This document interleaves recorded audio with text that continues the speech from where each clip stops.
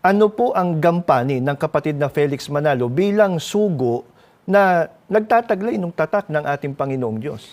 Ang babasahin natin, kapatid na Glenn, ay Apokalipsis 7:2 at pagkatapos itutuloy natin sa talatang 3. Ganito po ang mababasa natin, mga kaibigan.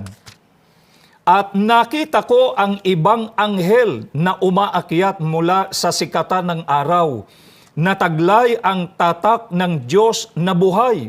At siya'y sumigaw ng tinig na malakas sa 4 na anghel na pinagkaloobang maipahamak ang lupa at ang dagat, na nagsasabi, huwag ninyong ipahamak ang lupa, kahit ang dagat, kahit ang mga punong kahoy, hanggang sa aming matatakan sa kanilang mga noo ang mga alipin ng ating Diyos.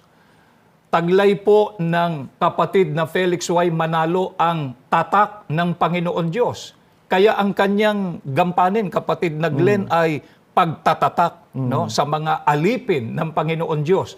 At hindi po nag-iisa, mga kaibigan, ang sugo sa gawaing pagtatatak. Sapagat ang sabi po doon sa hula na binasa natin, hanggang sa aming matatakan sa kanilang mga noo ang mga alipin ng ating Diyos.